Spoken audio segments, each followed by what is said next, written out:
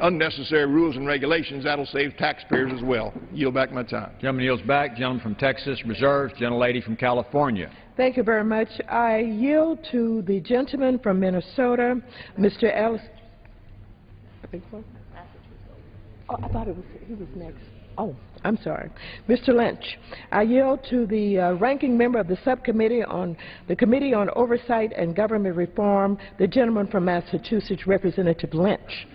I thank the gentlelady for yielding, and I want to associate myself with her early remarks on this bill, as well as the remarks of Mr. Peterson of Minnesota.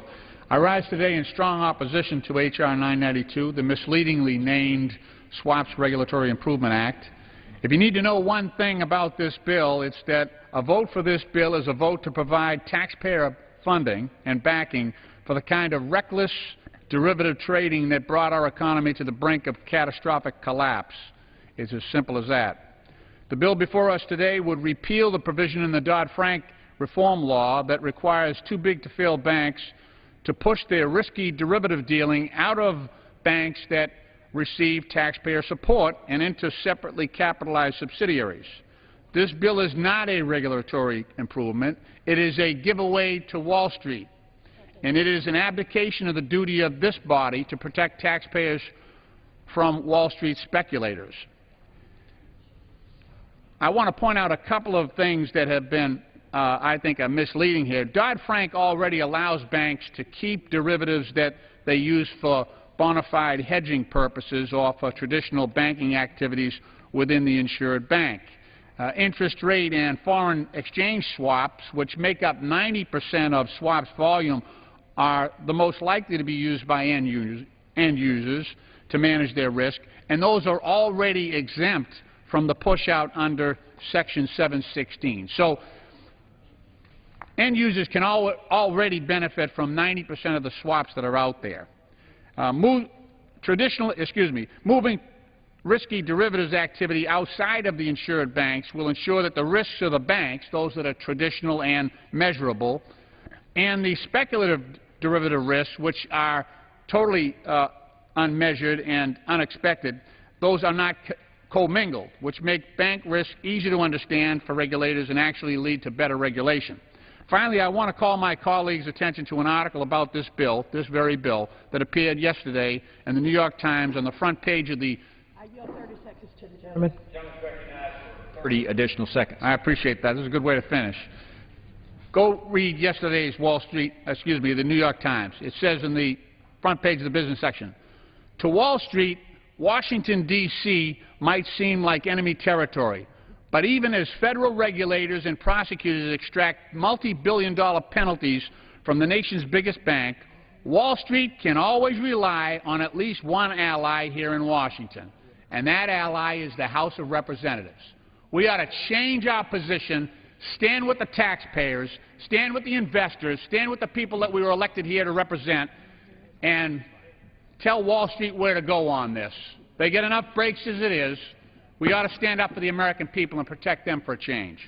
I yield back. Gentleman's time has expired. Gentlelady from California reserves. Gentleman from Texas, Mr. Hensarling. Thank you, Mr. Speaker. I'm now pleased to yield 2 minutes to the chairman of the Financial Services Subcommittee on Capital Markets and GSEs, the gentleman from New Jersey, Mr. Garrett. Gentleman from New Jersey is recognized for 2 minutes. And I thank the chairman. Chairman, I think the compromise language that we are considering today strikes the right balance, and I urge my colleagues to support that approach. And I thank the members for working together to get us to this point.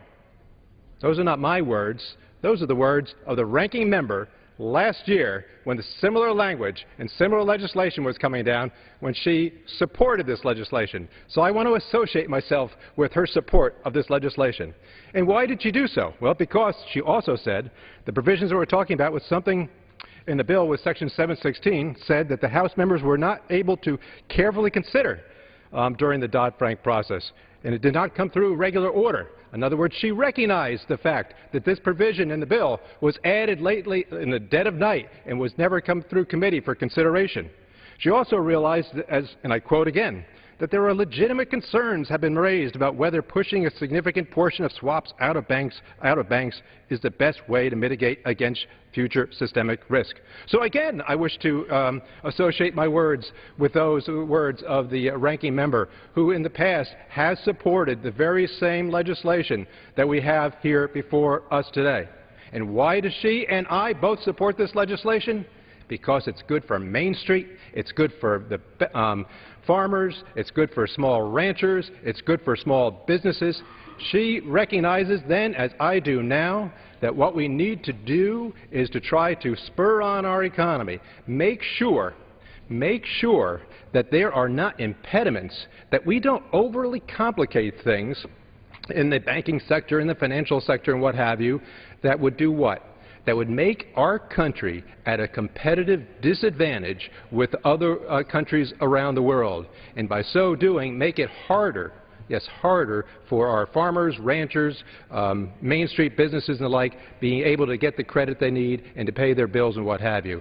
So I concur with her that we need to pass this legislation today, and I yield back. Gentleman yields back. Gentleman from Texas reserves. Gentlelady from California, Ms. Waters, is recognized. I yield to myself 30 seconds. Mr. Speaker and members, the gentleman talked about being in step with me and what I supposedly said when we first dealt with this issue in the Financial Services Committee, and he's correct. But when do you learn? After J.P. Morgan, am I to understand that nobody has learned a lesson? When do they learn that Volcker is still not in place yet? So all I say is that I have an opinion that must be recognized. I yield to the gentleman from Minnesota, who happens to be the co-chair of the Progressive Committee of Congress and Deputy Whip, serving on the Financial Services Committee. Gentleman will suspend. How many minutes? Gentleman from Minnesota is recognized for 2 minutes. You know, Mr. Speaker, I think we're a day in front of Halloween, and here we are handing out treats to the likes of J.P. Morgan, Chase, Citi, and Bank of America. You know, it's fitting on this day that we should be doing the people's business, and yet here we are handing out treats and goodies to huge banks so that they can be allowed, large financial institutions that never were held accountable, these institutions will be allowed to use cheap, federally supported, guaranteed backed deposits to invest in derivatives. Very similar to what got our economy in this mess in the first place. Wasn't it the Great Recession? Wasn't it scary enough? Weren't we in enough trouble? Didn't we learn anything from the London whale fiasco? This bill called the Swaps Pushout Bill, it undermines key sections of the Wall Street Reform Bill, the so-called Dodd-Frank bill, under Section 716. Now, this bill, which is supposed to protect investors and consumers, in fact, right now, it seems like the ink's barely dry on it, and here they're trying to wink at it already.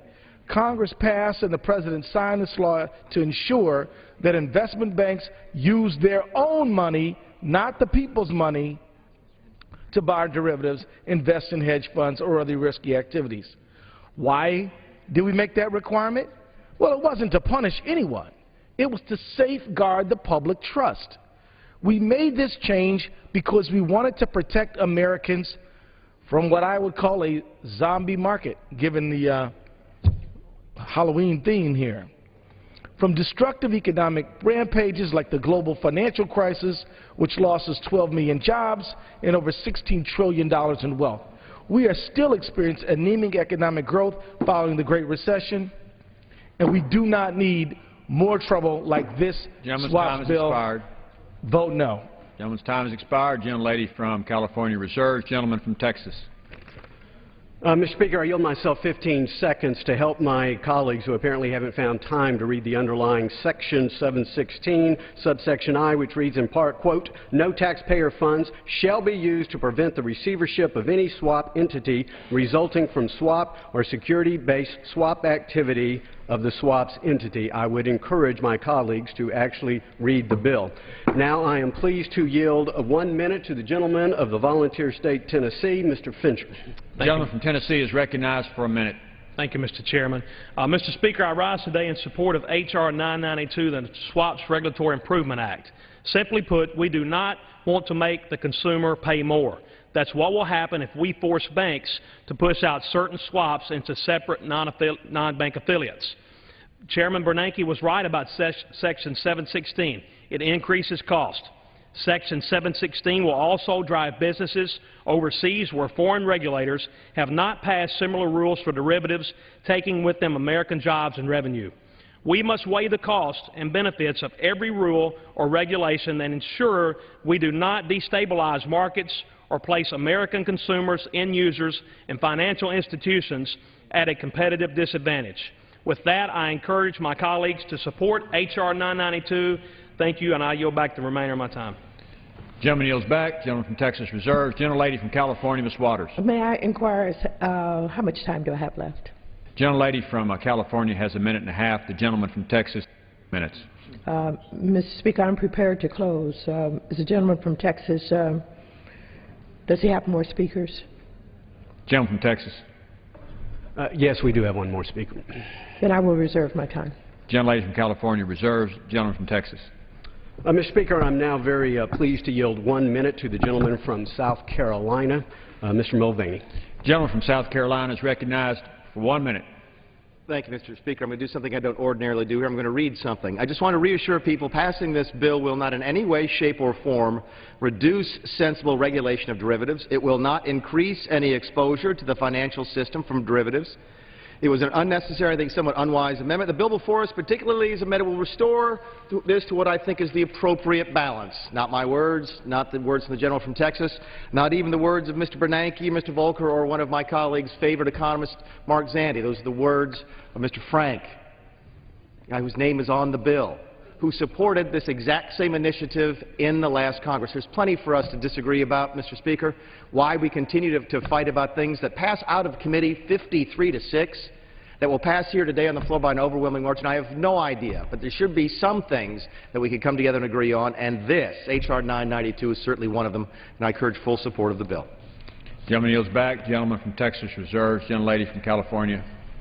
Thank you, Mr. Speaker. I'd like to read a statement from Ms. Sheila Bair, who formerly chaired the FDIC. She said, derivatives have many legitimate functions, but they can be high risk and poorly understood because of their complexity by bank managers and even regulators, as we saw with the London Well debacle. So keeping them outside of insured banks and making the market fund them is the way to go. This will increase market discipline and protect the FDIC. She said, I'm concerned that members of Congress act on these issues without full understanding of the ramifications. If we're going to revisit derivatives regulation, I'd go in the direction of more market discipline and disclosure rather than letting big derivatives dealers use insured deposits to support their high-risk operations. Again, the Executive Office of the President sent over a statement that includes these words: Wall Street reform represents the most comprehensive set of reforms to the financial system since the Great Depression, and its derivatives provisions constitute an important part of the reforms being put in place to strengthen the nation's financial system by improving transparency and reducing risk for the market participants. Again, let me refer you to Representative Hanson, who said, certainly, we have to do a better job ring fencing, firewalling, whatever metaphor you want to use, between an insured depository institution and a non-insured investment bank. I ask for a no vote on this bill. Gentlelady's time has expired. Gentleman from Texas has a minute and 3/4 remaining. Thank you, Mr. Speaker. Again, I continue to be amazed at those who wish to decry the possibility of a federal bailout in debating this bill. I wonder where their voices were yesterday when all of them seemingly The voices we hear today defended the Federal Housing Administration from actually receiving a taxpayer bailout, the first in history. So when taxpayers actually have to pay, we hear choruses of "Que sera, sera," but when a private institution loses their money that the taxpayers didn't have to pay for, all of a sudden the sky is falling. And I understand that the ranking member obviously has the opportunity to change her mind, but clearly she was for it before she was against it. I don't understand when I hear many of my colleagues decry the lack of bipartisan legislation why a handful of members would try to oppose it now. Passed overwhelmingly, 53-6. 53-6. For those who say this is somehow gutting Dodd-Frank, apparently they didn't consult with the former chairman of this committee, Barney Frank, who's on record saying that this addresses the valid criticisms of 716 without weakening the financial reform law's important derivative safeguards. It's time, Mr. Speaker, to get America back to work. It's time to make common sense bipartisan reforms. I respect every right of every member to change their mind, but I hope something that passed 53-6 to put America back to work, that soon this full House will pass this legislation. I urge its adoption. Gentleman's time has expired. The gentleman from Texas, Mr. Conaway, is recognized.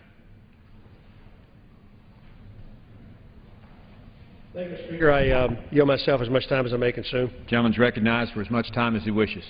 Thank you, Mr. Speaker. The Swaps Regulatory Improvement Act, H.R. 922, is a common-sense, bipartisan bill that changes the application of Dodd-Frank but does not undermine the systemic protections the law was intended to create.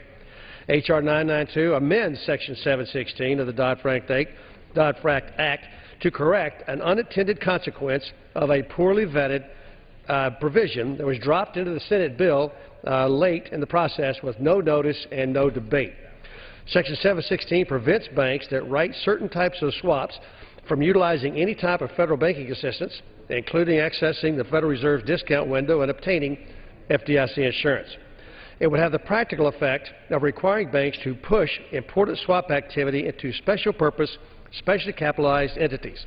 While in theory Section 716 may seem like a reasonable response to the 2008 financial collapse, in practice these special purpose entities are likely to be less well capitalized, less well regulated, and unable to efficiently reduce risks by netting the effects of multiple hedging transactions.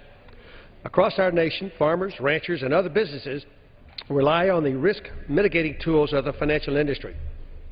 Commodity price exposure, interest rate risks, and other business uncertainties are routinely managed through swaps and other derivative products.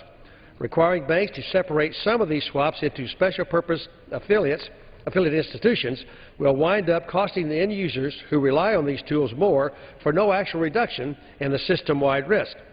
Moreover, the swap push-out requirements adopted in Section 716 of the Dodd-Frank Act have not been considered in any other foreign jurisdiction, putting our banks and end users who rely on them at a competitive advantage throughout the global economy. H.R. 992 restores an important balance to risk mitigation services allowed by banks. It continues to prohibit structured finance swaps like those that were made famous by AIG from the books of banks, but it ends the need for banks to push commodity and other swaps into significantly lower risk profiles into separate legal entities. As I said earlier, H.R. 992 has broad bipartisan support.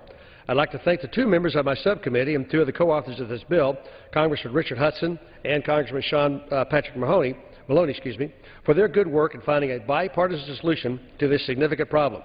I wish that all of Congress was as hardworking, deliberative, and cordial as the members of the Ag Committee.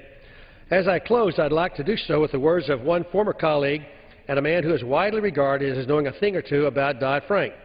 Former Financial Services Committee Chairman Barney Frank, in remarks made about an earlier version of this legislation, he said, and quote, "I want to reassure people passing this bill, particularly as amended, will not in any way, shape, or form reduce sensible regulation in derivatives. It will not increase any exposure to the financial system from derivatives. If this legislation made good sense to the author of Dodd-Frank, it ought to be a no-brainer for this House to pass. I urge my colleagues to support this common sense legislation. It's a bipartisan piece of legislation and will put an end to the needless uncertainty that Section 716 is causing our farmers, ranchers, and small businessmen across this nation, and I reserve the balance of my time. The gentleman from Texas reserves his time. What purpose does the gentleman from Georgia seek recognition?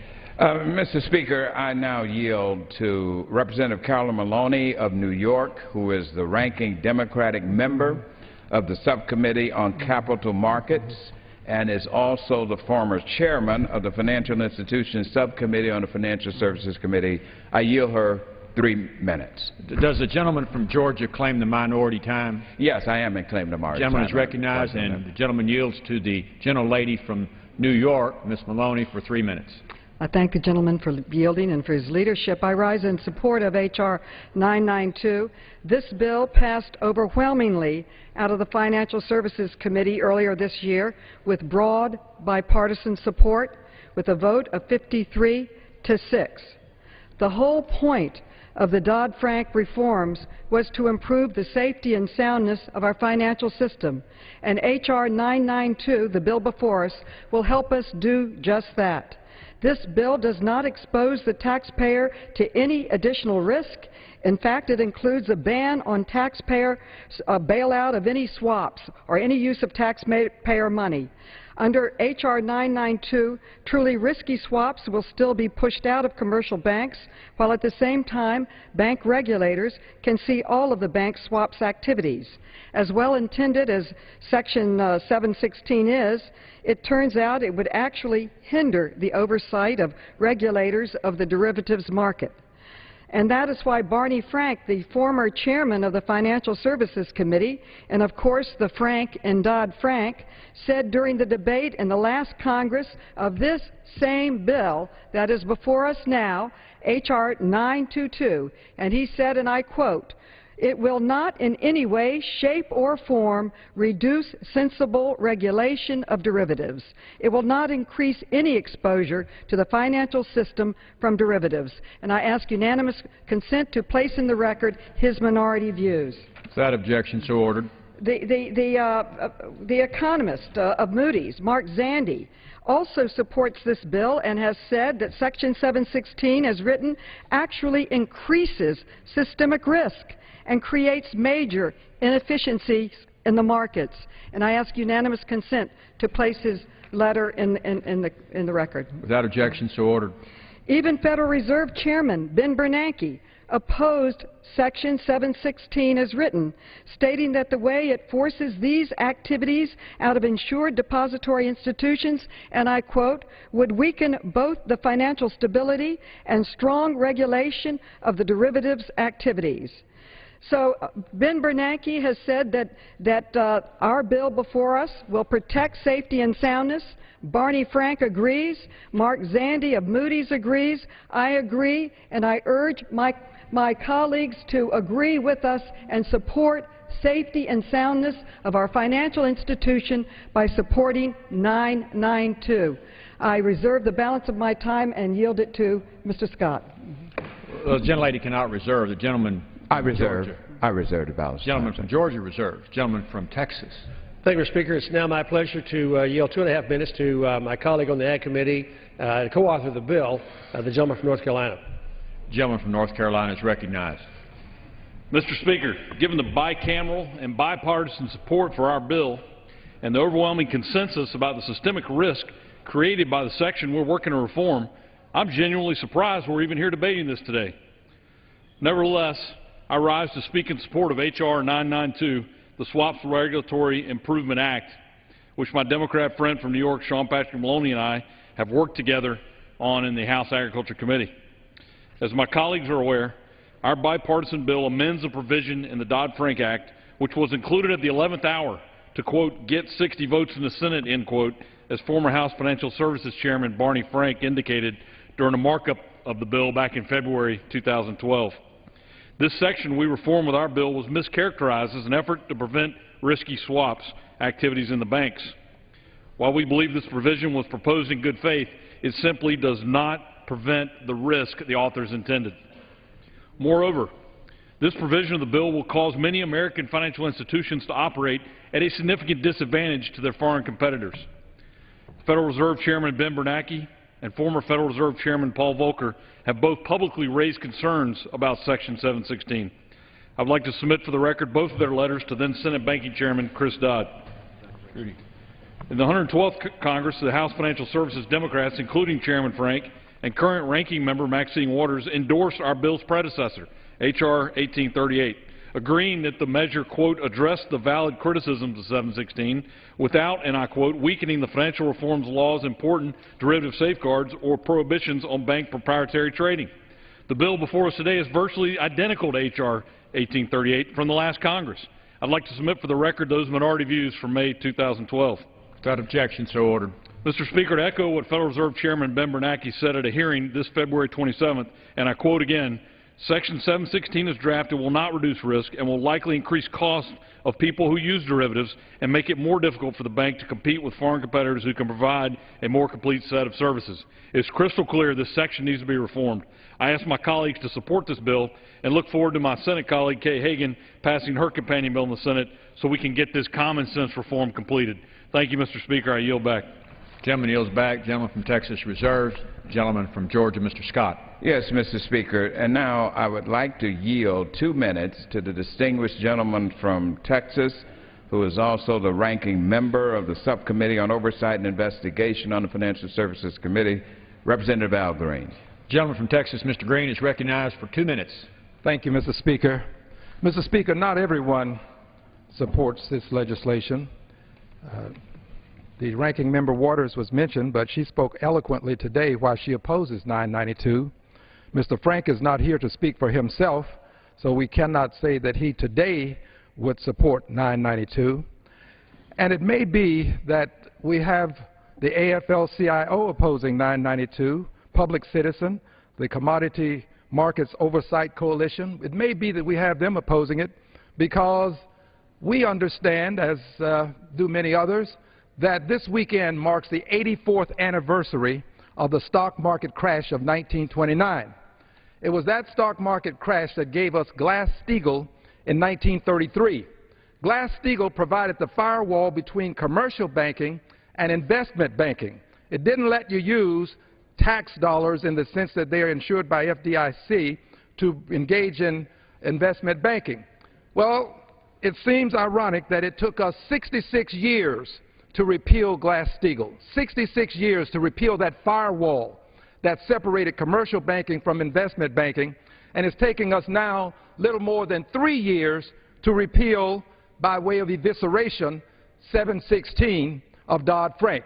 716 provides a firewall. It's the firewall to protect investors, taxpayers, if you will, taxpayers from those investors who engage in derivatives. This derivatives market that we are talking about is $600 trillion to approximately $1.2 quadrillion. No one really knows. Only God knows how big it is. But what we are doing is we're exposing tax dollars to this derivatives market. And it's my hope that we will not pass this legislation because it will set us back. Let's give Section 716 an opportunity to function. Glass-Steagall functioned 66 years. Let's not repeal 716 in a little more than 3. Gentleman yields back. Gentleman from Georgia reserves. Gentleman from Texas, Mr. Conaway. Thank you, Mr. Speaker. I now yield 3 minutes to the gentlelady from Missouri, also a member of the committee, Ms. Hartzler. The gentlelady from Missouri is recognized for 3 minutes. Thank you, Mr. Speaker. I rise today in support of the SWAP's Regulatory Improvement Act. As a lifelong farmer and small business owner, I understand the need for farm cooperatives and manufacturing companies to manage their risks. H.R. 992 reforms Section 716 of Dodd-Frank to ensure businesses can manage their long-term commodity and equity risks. Missouri is the show-me state, and I ask the opposition to show me how Section 716 benefits my constituents and decreases overall risk in the U.S. financial markets. Since the beginning, Federal Reserve Chairman Bernanke and Treasury Secretary Geithner have opposed Section 716 addition to Dodd-Frank. Show me how Section 716 decreases overall risk to the financial markets when Chairman Bernanke clearly stated it's not evident why Section 716 makes the company as a whole safer.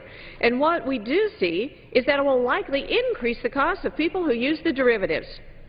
Since Dodd-Frank became law, no equivalent provisions have been adopted in any other foreign jurisdictions that are working through their own derivatives reforms. Show me how placing U.S. firms at a competitive disadvantage with international banks will ultimately benefit manufacturers in my district managing their interest rate risks. H.R. 992, however, would prevent financial institutions from forcing much of the derivatives businesses outside of the bank. Show me why banks, which are a more heavily regulated and more highly capitalized entity than a standalone affiliate, are not a better platform for regulators to monitor swap activity and protect U.S. financial markets. Farmers in Missouri must contend with a multitude of weather and financial risk. They use swaps to manage their long-term price risk on everything from the crops they grow to the fuel that runs their equipment. Show me why we should allow 716 section to increase the cost to my farmers who merely want to manage their long-term price risk through commodity swaps so they can focus on their real job, feeding America. H.R. 992 is a much-needed change that improves the U.S. financial system for small businesses, farmers, and job creators. Again, I support H.R. 992, urge my colleagues to vote for this legislation, and together, let's show the American people we are for smart reforms to allow manufacturers, businesses, and farmers to manage their risk in a common-sense way. I yield back the remainder of my time. Gentlelady from Missouri yields back. Gentleman from Texas reserves. Gentleman from Georgia, Mr. Scott. Yes, Mr. Speaker. Now I would like to yield to a leader on the Financial Services Committee and the chief Democratic co-sponsor of this bill, the gentleman from Connecticut, Representative Jim Hines. For how many minutes? 3 minutes. Gentleman from Connecticut recognized for 3 minutes. Thank you, Mr. Speaker, and I want to thank Mr. Scott for yielding the time. Derivatives are complicated things. They're probably one of the more complicated things that we deal with in this chamber, so it is worth describing in simple terms what 992 does. It abides by a principle that I think we can all agree makes some sense, which is those things which contributed to the meltdown of 2008, the terrible mortgages, the derivatives that were based on those mortgages, the proprietary trading, those things that contributed to the meltdown of 2008 should be either made unlawful or much more closely regulated than they were in the past. But those things that were not related in any way, shape, or form, that did not contribute to the meltdown of 2008, we should take a little lighter hand on. And what 992 is, it says that those derivatives, the currency derivatives, the commodity derivatives, the equity swaps, all of these complicated things that weren't anywhere close to the meltdown of Bear Stearns and Lehman Brothers and the challenges at Citibank and J.P. Morgan Chase, those will not be subject to a very aggressive measure saying banks cannot trade in those derivatives. Now, banks trade in derivatives because they support their clients. And trade, I emphasize trade, because one of their clients will borrow $100 million to build in Japan. That exposes them to yen risk. So maybe I don't want to take yen risk, and maybe the same guy that lent me the money can help me offload that risk. That's the idea. 992 in no way allows for the risky derivatives, the collateralized bond obligations, all of those real estate derivatives, in no way allows them to come back into the banking environment, and it in no way permits, as the chairman has said a number of times, a bailout of banks because of derivatives. It makes sense to spend, even though we've spent a lot of time on this today, a second on the history of this bill. Section 716 requires the full push-out of derivatives. Regulators recognize that this is dangerous and are very vocal about it. Then-ranking member Barney Frank takes a suggestion from then-Representative Nan Hayworth to repeal Section 716. The then-ranking member says, let's not repeal it. Let's allow for the plain vanilla common derivatives to remain in the banks and push out the dangerous ones. The Democratic staff helps draft such an amendment. I'm personally asked to offer this amendment to Nan Hayworth's bill. She accepts it. A voice vote is passed, and the bill is passed in the last Congress. The minority views support it. We all support it. This year, exactly the same bill comes before us, and we've ginned up the press, we've ginned up the bloggers. This has become a gift to Wall Street. What is different? What is different from what passed happily and in bipartisan fashion last Congress relative to this Congress? The London Whale, J.P. Morgan claims that they were hedging. Hedging is permitted whether we pass this or not. London Whale has nothing to do with this. What has changed, and if I may ask Mr. Scott for an additional 30 seconds. The gentleman has additional 30 seconds. The gentleman is recognized for 30 seconds. What has changed is that we no longer do the hard work of finding finely balanced regulation like we do on water or in air. In financial services, in Dodd-Frank today, we have a morality play. Either you repeal Dodd-Frank in its entirety because it's awful, or you may not touch a word in the law. Folks, we are about finding that balance. And inasmuch as we go in front of each other and say this is a giveaway to Wall Street, that doesn't help us explain whether we should allow commodity swaps or not. What that does is it impugns our motives as individuals, and it does not inform the debate. This is well-balanced regulation that passed overwhelmingly bipartisan. Let's get away from this morality play and do our jobs of finding finely balanced regulation. Thank you, Mr. Speaker. I yield back the balance of my time. Gentleman yields back. Gentleman from Georgia reserves. Gentleman from Texas. Thank you, Mr. Speaker, and I now yield 2 minutes to the gentleman from Illinois on the committee as well. Thank you. Gentleman from Illinois is recognized for 2 minutes. Thank you, Mr. Speaker, and thank you to my colleagues for standing here on this floor today to talk about this very important piece of legislation. Mr. Speaker, I rise in support of H.R. 992. It's been introduced by my friends, Richard Hudson from North Carolina and Randy Hultgren from the great state of Illinois. I can't respond to my colleagues who ask about what happened here last term because I wasn't here. But I can tell you from my seat here in the U.S. House, this bill is a good bill and needs to be passed. It seeks to fix yet another unintended consequence of Dodd-Frank while still protecting against risky derivatives activities. This bill amends Section 716 and is known as the Dodd-Frank push-out provision. And if implemented, Section 716 would actually force banks to push out certain derivatives like ag-based swaps and equity swaps that are very important in my agricultural-based district. And it would effectively drive up transaction costs. And according to Ben Bernanke, this would actually make the U.S. financial system riskier. This legislation, this bipartisan legislation, passed the Ag Committee 31-14 and the Financial Services Committee 53-6. Let me repeat that. Bipartisan legislation passed 31-14 out of the House Ag Committee, 53-6 out of Financial Services. This is common sense legislation that will help all Americans, and I yield back. Gentleman yields back. Gentleman from Texas reserves. Gentleman from Georgia, Mr. Scott. Yes, Mr. Speaker. I now yield 2 minutes to Representative Brad Schneider of Illinois. He is a member of the Small Business Committee who certainly understands the value of this legislation to Main Street businesses. 2 minutes. Gentleman from Illinois is recognized for 2 minutes. Thank you, Mr. Speaker, and thank you for yielding. H.R. 992 resolves a widely recognized unintended consequence of Section 716 of Dodd-Frank. I join in asking my colleagues to support this bill in an effort to strengthen Dodd-Frank and to actually improve transparency and oversight in our financial system.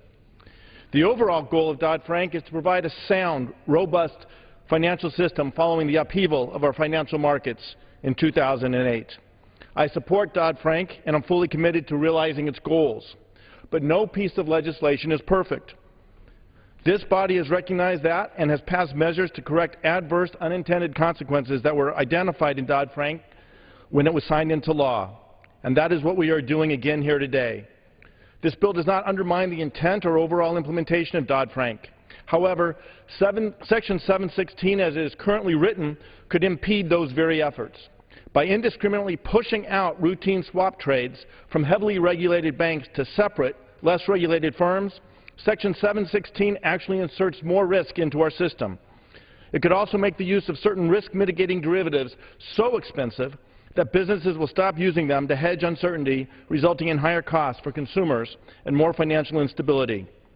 Former FDIC Chairwoman Sheila Bair, former Federal Reserve Chairman Paul Volcker, and most recently Federal Reserve Chairman Ben Bernanke have all stated that this provision as written is problematic.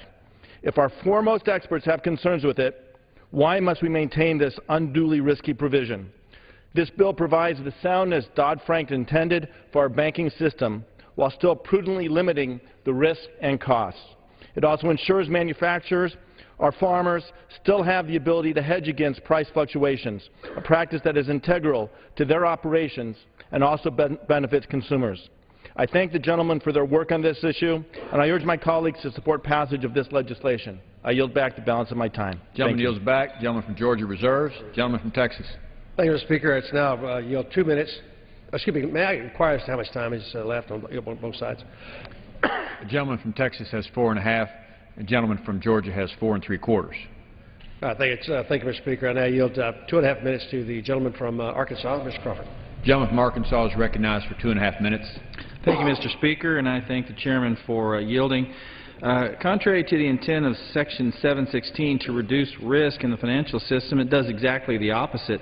It creates more risk and places an undue burden on financial institutions for conducting legitimate hedging activities.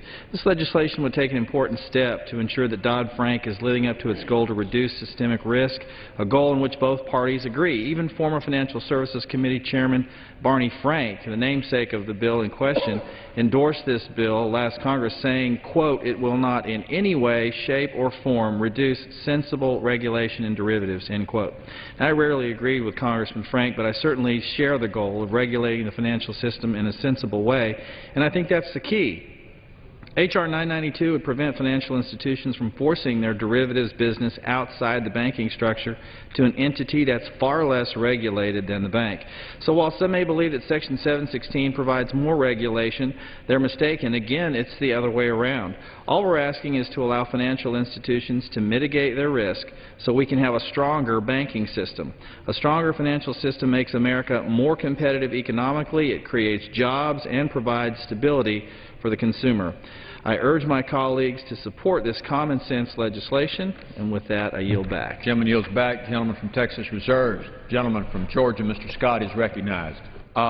We're ready to close. Let's ask my colleague, Mr. Conway, if he has any more speakers. No, I don't. I'll be the final speaker. So, gentleman from Georgia. Mr. Speaker, we have before us perhaps the most single important bill facing the viability, the financial security, and the stability of the financial system within the United States and throughout the world. We're dealing here with a $712 trillion piece of the world economy. Now, my friends who are in opposition to this certainly have some legitimate points. No question about that. We had a meltdown. Banks and members on Wall Street did wrongdoing. But this isn't the bill to punish them for doing that wrongdoing. We punish them for wrongdoing by working with the regulators and putting, in fact, in motion not just civil penalties, not just financial penalties, but criminal action. But we do that in another place, at another time. We have already approached that with the CFTC to use criminal actions if any of these kind of shenanigans happen again. But we're here to make sure that our banking system, that our economy, that has to work on the world stage, has not a disadvantage. If you push out these commodity swaps or the security swaps, we are doing a great disservice not just to the banks, but to our end users. You're going to take commodities, and when you look at it, Mr. Speaker, the commodities, these are things like aluminum. They are agribusiness products. 40 out of our 50 states, the largest part of their economy is agribusiness. Let us take something like Coca-Cola. The Coca-Cola company who has to deal with aluminum for cans, or Pepsi-Cola, or any of those in our beverage industry. They have to mitigate their risk. If you push them out of where they have to do their business in the same bank with interest rates, swaps, and by the way, the interest rate swaps is the critical pivot swap to mitigate that risk. And you're going to push commodities out? You're going to push the farmers out. You're going to push all the manufacturers, the automobile industry, all of these people that use commodities will not be able to do business in that same bank where the interest rates are, where the currency fluctuation rates are. And when you have that, you are putting us at a great disadvantage. This is why Chairman Bernanke said that this is a problem. This adds to the systemic risk when you push out these individual commodities out into another area. It creates uncertainty. The other thing that it does, it puts our banking system at a huge disadvantage competitively because these foreign banks, they're not pushing their stocks, their swaps out. And that means that the United States banking system could see a migration of swap activities out in the world. We are the leader of the world. We've got to act like that. And that's what H.R. 992 will do. It will be that force that will help our banking system be the true leader in this world and not at a disadvantage. And so, with great respect to those in opposition to this, no taxpayer money is in. It's written in the law in Section 1716, Section IE. No taxpayer money can be used for bailouts. Okay, you talk about the FDIC. You cannot use that because that's the bank's money that they put up to insure deposits. None of that goes into swaps. And you certainly, we can't use proprietary trading. The Volcker Rule settles that, where they cannot make any kind of money or make profit on the deposits of ordinary citizens. Nowhere is there any taxpayer liability. This is a good bill. I urge everybody in this House of Representatives to realize our economic security is at stake, and let's pass H.R. 992. And I yield the balance of my time. The gentleman yields back his time. The gentleman from Texas, Mr. Conaway. Thank you, Mr. Speaker. And I want to thank my good friend David Scott, who's the ranking member of the committee that he and I lead, and the good work on this bill, supporting it today, as well as the other work that we've done with respect to our committee. I also want to thank Richard Hudson and Sean Maloney for their work on bringing this together. A couple of points, and then I'll close. One, the London Whale has been mentioned more than one time as a reason why we should not go forward with 992. That shows a fundamental misunderstanding of the trays associated with the London Whale. Those trays are on cleared exchanges and occurred within the bank and would have been unaffected with Section 716 were it had it in fact been implemented.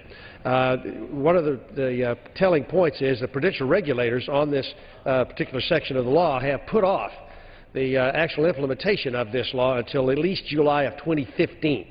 So if time was of the essence, if the disaster was around the corner, then I think the prudential regulators would have recognized that and would have moved a little more hastily than to put it off for 2 years. There is no boogeyman here, Mr. Speaker. This is good sense, bipartisan, we hope to be bicameral legislation that will correct a really unintended consequence of poorly drafting a bill in 2010 when Dodd-Frank was passed. It didn't have the intent, it should not have had, it didn't intend to have these kind of consequences, and this simply addresses that. And with that, Mr. Speaker, I urge my colleagues to vote yes on the bill, and let's pass this on and get it done over the Senate. And with that, I yield back. Gentleman yields back. All time for debate has expired. Pursuant to House Resolution 391, the previous question is ordered on the bill. The question is on engrossment and third reading of the bill. Those in favor say aye. Those opposed, no. The ayes have it. Third reading. A bill to amend provisions in Section 716 of the Dodd-Frank Wall Street Reform and Consumer Protection Act relating to federal assistance for swaps entities. For what purpose does the gentlewoman from California seek recognition? Thank you, Mr. Speaker. I have a motion to recommit at the desk. Is the gentlewoman opposed to the bill? I am opposed. Gentlewoman qualifies. Clerk will report the motion. Ms. Brownlee moves to recommit the bill, H.R. 992, to the Committee on Financial Services with instructions to report the same to the House forthwith with the following amendment. Is there objection? There's objection. Clerk will read. Page 4, after line 15, insert the following. Section 3, preventing oil and biofuel price manipulation. Nothing in this Act or the amendments made by this Act shall limit the authority of the bank regulatory agencies and other regulators to examine a covered depository institution's compliance with laws prohibiting the manipulation of commodity markets, particularly the excessive speculation and manipulation of oil and biofuel prices, and to limit the activities of covered depository institutions in such markets. Pursuant to the rule, the gentlewoman from California is recognized for 5 minutes in support of her motion. Thank you, Mr. Speaker. This is the final amendment to H.R. 992, which will not kill the bill or send it back to committee. If adopted, the bill will immediately proceed to final passage as amended. My amendment is a simple, straightforward improvement that I believe both sides can agree is absolutely necessary, and I believe is also supported by the majority of the American people. If my amendment passes, it will ensure that the American people, consumers, families, and businesses are protected from reckless speculation that is driving up the price of gas at the pump. Specifically, my amendment ensures that nothing in this Act would limit the ability of regulators to go after excessive speculation and manipulation of oil and biofuels. It simply clarifies that bank regulators have the authority to stop manipulation in the commodities markets. This amendment also protects the wallets and pocketbooks of all Americans by ensuring that banks will not be given a free pass to destabilize commodity markets and drive up energy prices for all Americans at the pump. Mr. Speaker, as you know, speculation in the energy sector is a very real, a very present, and a very serious problem. Volatility in oil markets since 2008 and more recently in biofuels leads to a dramatic price swings causing pain for every American who depends on gasoline at the pump. In September, the New York Times reported that prices for biofuel credits had recently surged 20-fold in just 6 months. Because of these problems, many members of Congress on both sides of the aisle have called for investigations in both oil and biofuel price manipulation. In fact, just last week, on October 22nd, 15 of our colleagues, Democrats and Republicans, asked the U.S. Commodity Futures Trading Commission to look into whether fraud and manipulation was playing a role in the biofuel credit price swings. But the concerns of many Americans extend far beyond biofuels. Earlier this year, both the EU and U.S. authorities began looking at oil price manipulation, which not only affects the price at the pump, but also artificially increases prices on everything from food to manufactured goods. According to the Energy Information Agency, 71% of the price of a gallon of gas and 63% of the price of diesel is directly related to the price of crude oil. Thus, there is no doubt that speculators who drive up the price of crude oil are impacting the price at the pump. And every time there's a gas hike, it hurts working families struggling to make ends meet. It hurts commuters driving to work and to school, including most of my constituents in Ventura County. It hurts small, mid-size, and large businesses driving up the price of doing business and impacting their ability to invest in new equipment and hire new workers. It hurts our military, including those at Naval Base Ventura County, costing more to move troops and supplies. It hurts seniors, many of whom live on fixed incomes and cannot afford an increase in retail grocery prices. It hurts the specialty crop growers in my district, including the strawberry, avocado, citrus, and lettuce growers whose bottom line is so closely tied to the price of energy. And it also hurts our overall national economy and threatens to slow job creation. That is why it is so important that regulators retain the authority to prevent bad actors from taking excessive or even manipulative positions using swaps. I believe that many members of Congress on both sides of the aisle are honestly concerned about speculation in our energy markets. So let's do something today to stop it. I urge my colleagues to vote yes on the motion to recommit. I yield back the balance of my time. Gentlelady yields back. What purpose does the gentleman from Texas seek recognition? I rise in opposition to the motion to recommit. The gentleman is recognized for 5 minutes.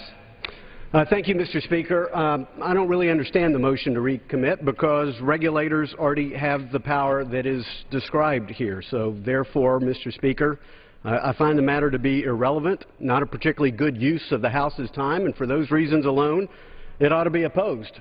It is getting in the way of one of the strongest, most bipartisan pieces of legislation that has come to the House, past the Financial Services Committee by an overwhelming vote of 53 to 6. It will help grow the economy. It will put people back to work. It will reduce systemic risk. I want to thank all of the sponsors, especially the gentleman from Illinois, Mr. Holmgren, for his leadership on this very valuable piece of legislation. It is time to oppose the motion to recommit. It is time to pass the SWAPS Regulatory Improvement Act. I yield back the balance of my time. The gentleman yields back his time. Without objection, the previous question is ordered on the motion to recommit. The question is on the motion. Those in favor say aye. Those opposed, no. The ayes have it. The nays have it. Rather, the motion is not agreed to. On that, I demand the yeas and nays, please. The yeas and nays are requested. Those favoring a vote by the yeas and nays will rise. A sufficient number having risen, the yeas and nays are ordered. Members will record their votes by electronic device. Pursuant to Clause 8 and Clause 9 of Rule 20, this is a 15-minute vote on the motion to recommit. It will be followed by 5-minute votes on passage of the bill, if ordered, and passage on the House Joint Resolution 99. This is a 15-minute vote.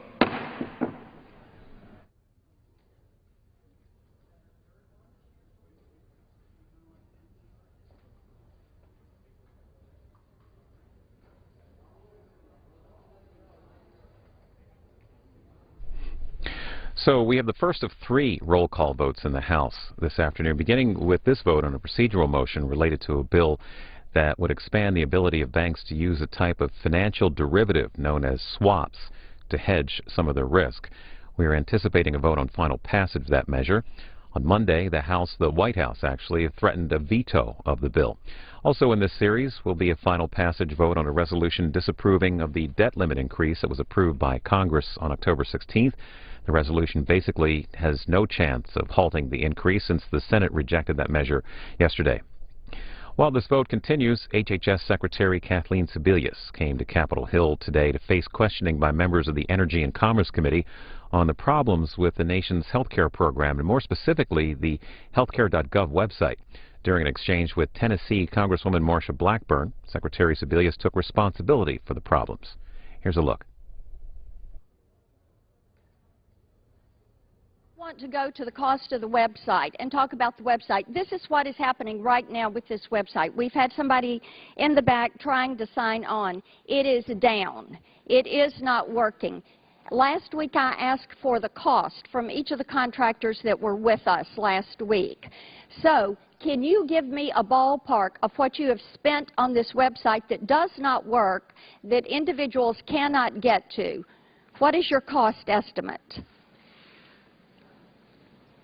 So far, Congresswoman, we have spent about $118 million on the website itself, and about $56 million has been expended on other IT to support the web. Okay, would you submit a detailed accounting of exactly what has been spent? And when do you expect constituents to stop getting these kind of error messages? Again, I was with the talked to the president of Verizon over the weekend on 2 occasions. Verizon hosts the cloud, which is not part of the website. It is a host for a number of websites. Right. The Verizon system was taken down Saturday night into Sunday. It was down almost all day Sunday. They had an additional problem that they notified us about yesterday, and it continues on. So I'd be happy to talk to the president of Verizon and get him to give you their information about Let me come back to that, because I want to get to this issue of exactly who is in charge of this project, because you're now blaming it on the contractors and saying it's Verizon's fault. So let me ask you this. Did you ever look at outsourcing the role of the system integrator? And obviously you did not, from the contractors that we had last week. They had several different people, whether it was you or Gary Cohen or Michelle Snyder or Henry Chow, that they thought were in charge. So who is responsible for overseeing this project? Is it you or your designee? Let me be clear. I'm not pointing fingers at Verizon. I'm trying to explain the way the site operates. We own the site. The site has had serious problems. Who is in charge, Madam Secretary? The person now in charge as an integrator is QSSI, one of our... Who was in charge as it was being built? Was in charge up till... At that team, who is the individual? Michelle Snyder is the... Michelle Snyder is the one responsible for this debacle. Well, excuse me, Congresswoman. Michelle Snyder is not responsible for the debacle. Hold me accountable for the debacle. Okay. I'm responsible. Thank you. I yield back. Entire hearing, all 3 3/4 hours worth on our website at cspan.org. We will also re-air it tonight at 8 Eastern here on C-SPAN. Live coverage of the House this afternoon as members are beginning a series of 3 votes. This is a procedural vote related to bank regulations and the use of derivatives. A vote on final passage expected after this. President Obama is set to speak this afternoon on the rollout of the health care insurance exchanges. The president delivering his remarks at Faneuil Hall in Boston, the site of a number of historical events over its 270-year history. Recently, in 2006, then-Governor Mitt Romney signed a law mandating health insurance for most of the state's residents. You can see the president this afternoon starting at 3:55 Eastern on our website. Go to cspan.org. While this vote continues, House and Senate negotiators held their first formal meeting of the 2014 federal budget. The immediate item of contention was whether or not to include revenues in any deal. The conference committee is tasked with crafting a compromise budget plan by mid-December, as called for in the agreement to end the government shutdown. If a budget can't be reached, Congress will be faced with the specter of another government shutdown. Here's a look at that debate from earlier today. You'll notice that there are 3 senators for every congressman, so as we see it, that's an even match. I like to think that quality beats quantity, but all in jest. In all seriousness, we've got our work cut out for us. It's not going to be easy. So today I'd like to talk about why we're here and what we need to do. We're here because we want to get an agreement. We have a budget conference. We want regular order. We want to make things work. We want government to work. We want to get something done. For too long, both parties have ignored our growing national debt and the threat it poses to our country. Democrats didn't create all these problems, neither did Republicans. Everybody was part of the problem. So everybody has to be part of the solution. But you've got to make an accurate diagnosis before you can fill out a prescription. We've got to recognize what we're dealing with. And I don't know if the AV is ready yet. It's not, I take it. We have an AV problem, so I'm going to just verbalize this. The debt held by the public has doubled in just the last 5 years. It's only getting worse. 10,000 baby boomers are retiring every day. Healthcare costs are rising. Medicare and Social Security, 2 incredibly important programs, they're going broke. The Congressional Budget Office says that if we don't act, we will have a debt crisis. And if that happens, the most vulnerable will be suffering the first and the worst. This debt, it weighs down our economy right now, today. It is a drag on economic growth and job creation today. But right now, we're not doing much about it. We can't keep kicking the can down the road anymore. We've got to get a handle on our debt, and we've got to get a handle on it now. And from my perspective, simply taking more from the hardworking families of America just isn't the answer. I know my Republican colleagues feel the same. So I want to say this from the get-go.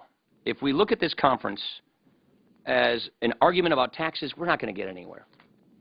The way to raise revenue from our perspective is to grow the economy, to get people back to work. We need to write a tax code that encourages economic growth, that doesn't stifle it. And luckily, Democrats and Republicans in the House and the Senate, well, guess what? They're working together to do just that. Today, our tax code is full of carve-outs and kickbacks. We need to get rid of them. And when those bipartisan talks, that's just the way to do it. So let's do all we can to encourage that effort. And let's focus our energy on the task at hand, a budget that cuts spending in a smarter way. Our goal isn't to grow the federal budget, it's to grow family budgets. And to do that, we need to get people back to work. We need to grow this economy. Over 90 million Americans, they're on the sidelines.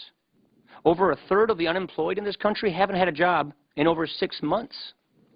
Household income is down significantly. We may disagree over why the economy isn't growing as it should, but I hope we can agree that the status quo is just not acceptable.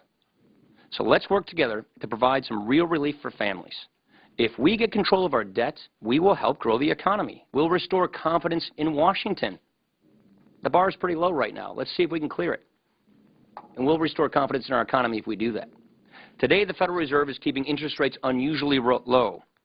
If we lock in some structural reforms now, we will help keep interest rates low, which will help our economy. This opportunity is not going to last forever. Once interest rates rise, debt payments will eat up a bigger slice of the federal budget. We already know that the Fed is going to start tapering next year sometime. That means interest rates will rise. In fact, if we keep kicking this can down the road, those payments might grow so large that they bankrupt us.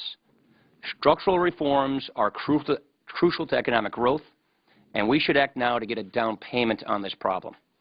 Nobody has to abandon their principles here.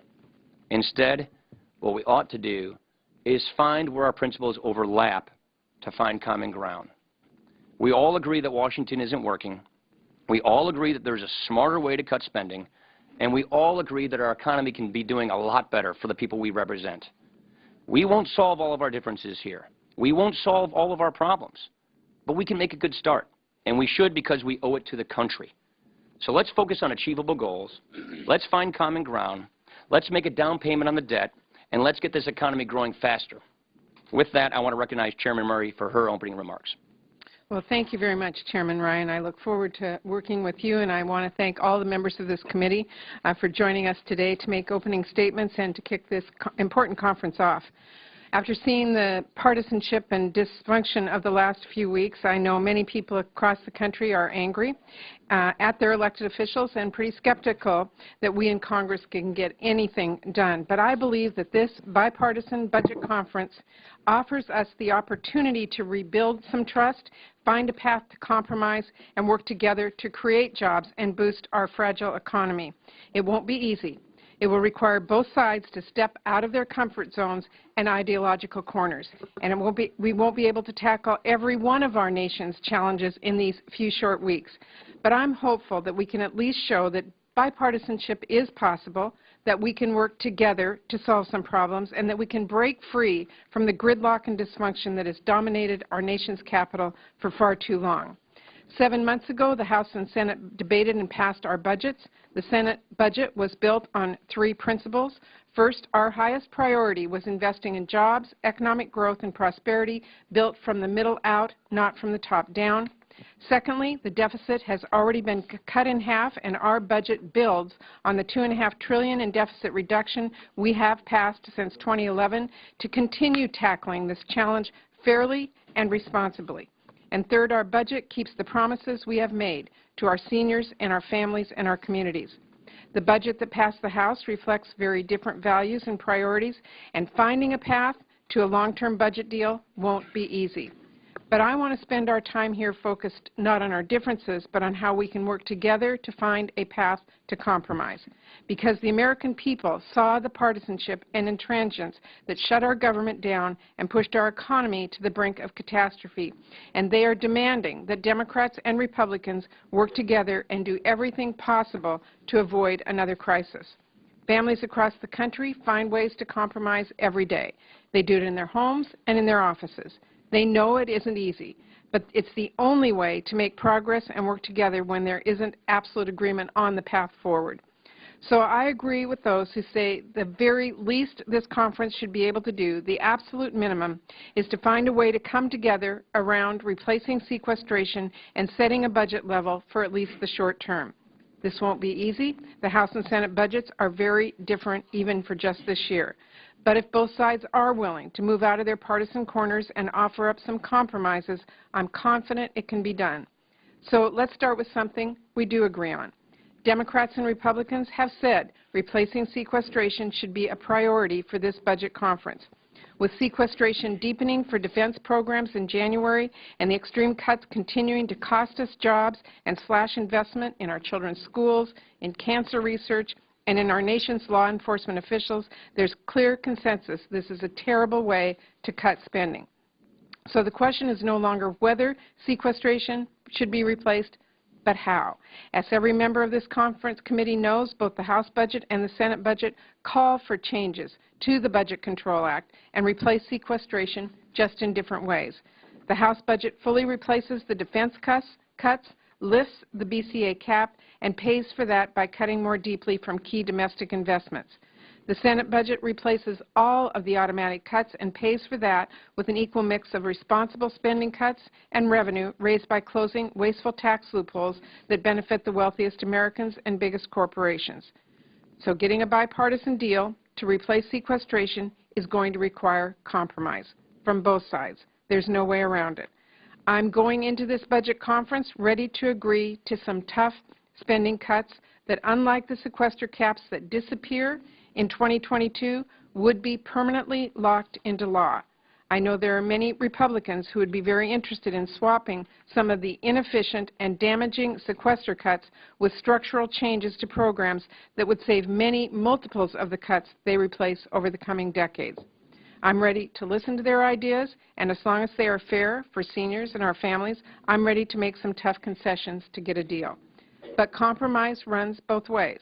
While we scour programs to find responsible savings, Republicans are also going to have to work with us to scour the bloated tax code and close some wasteful tax loopholes and special interest subsidies, because it is unfair and unacceptable to ask seniors and families to bear this burden alone. Many Republicans already agree that these loopholes and giveaways distort the market, hurt growth, incentivize outsourcing, and hiding profits overseas are nothing more than wasteful spending through the tax code and ought to be closed. So I'm hopeful that we can work together to get that done and get to a balanced deal.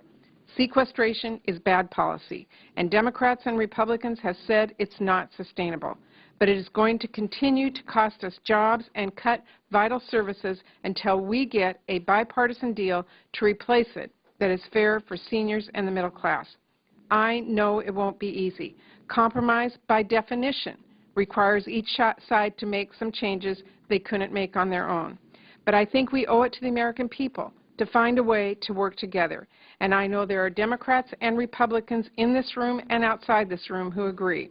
Because if there's one lesson to be learned from the past few weeks, it's this.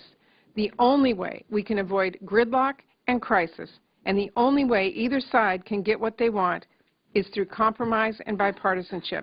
That's what the American people are expecting and want from this conference, and I am looking forward to getting to work to do that. Thank you. Thank you, Chairman Murray. Before I recognize Mr. Van Hollen, I want to announce our next meeting. It's going to be when our session calendars overlap. We will reconvene on November the 13th at 10 a.m. And with that, Mr. Van Hollen.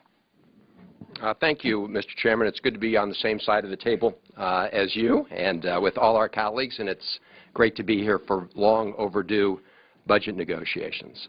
It was just 2 weeks ago today that we ended the shameful government shutdown and the threats to default on our nation's debt. The country has paid a steep price for those reckless actions. Standard & Poor's estimates the shutdown cost our economy $24 billion, and the Peterson Institute has calculated that economic uncertainty caused by constant budget brinksmanship has cost our country 900,000 jobs since the 2010 elections.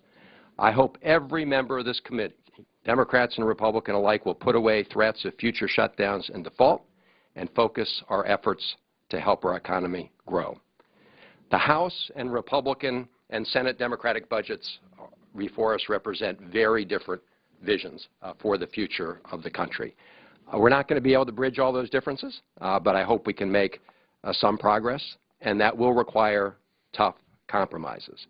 But it's also important to be honest with the public about the nature of our differences, because to govern is to choose, and our budgets reflect different choices. The primary objective of this negotiation should be to immediately accelerate job growth and place our economy on a stable, long-term foundation. The Democratic budget does this by investing in national priorities, replacing the job-killing sequester, and reducing the long-term deficit in a balanced way. It provides for vital investments to ensure that America remains the world's economic powerhouse. We allocate resources to put people to work, modernizing our schools, our bridges, our ports, and other infrastructure that forms the backbone of our economy. These investments used to be a bipartisan priority. Unfortunately, the Republican budget assumes very big cuts in our transportation spending. In fact, it would practically eliminate the start of new highway projects as soon as 2015. Our budget also invests in our nation's most valuable resource, our kids, by boosting support for education, including an early education initiative. The Republican budget in the House results in a cut of 20% below sequester levels to that part of the budget that funds education. These choices have real consequences. We also know that the deep, immediate sequester cuts are hurting our economy. The nonpartisan Congressional Budget Office tells us that the MEAT Act's cuts to defense and national priorities will result in 800,000 fewer American jobs by this time next year. We all know there are smarter ways to achieve equal deficit reduction without economic harm. In the House, many of us have offered a plan to replace the sequester with a balanced mix of targeted cuts to wasteful spending and cuts to unproductive special interest tax breaks. Unfortunately, we've been denied an opportunity to vote on that plan. Finally, this committee should continue our work to reduce our long-term deficits and shrink the debt. Over the last few years, we have cut the 10-year deficit by over $2.7 trillion, excluding the sequester. 3/4 of those savings come from budget cuts, 1/4 from revenue. If you factor in the additional $1 trillion in savings resulting from slower than expected health care costs, which are due in part to changes in the Affordable Care Act, the ratio of cuts to revenue is more than 4 to 1. Still, we can and should do more, but there are dramatic differences between our budgets as to how we tackle the challenge. The Democratic budget, as Senator Murray indicated, adopts the balanced approach recommended by every bipartisan group. The Republican budget from the House takes a very different approach. It drops the tax rates for the very highest income earners by a full third, providing a windfall to the very top 1%, and at the same time undercuts other important priorities and commitments. Any agreement will require difficult compromises, and we should not start the negotiation by taking things off the table.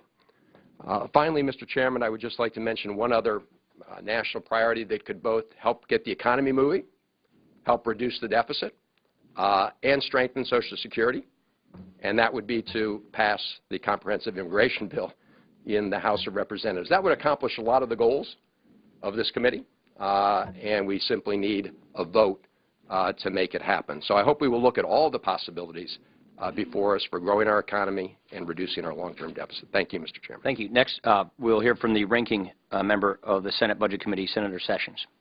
Thank you, Chairman Ryan and Chairman Murray. You are proven leaders. You understand these issues in this room.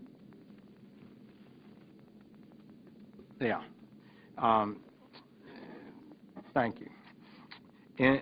In this room are some of the most knowledgeable people in our Congress, really in our nation, and the challenges we face economically and with budget and debt, and I believe that we can make some progress as this committee goes forward. The purpose of a budget is to develop a financial plan for the future of America. It's not easy, and our differences are real, and it's difficult to bridge them, but there are actions which we can take that we can agree on that will improve the financial standing of America and economic growth. And so it's important that we work at it, and I think the regular process of a budget conference committee is a positive development for sure. Our colleague Ron Johnson is a successful businessman. He's correctly told us if you want to develop a strategic plan, and we need to, the first thing you have to do is get in contact with reality and to agree on the problem. For the past 5 years, we have had record deficits.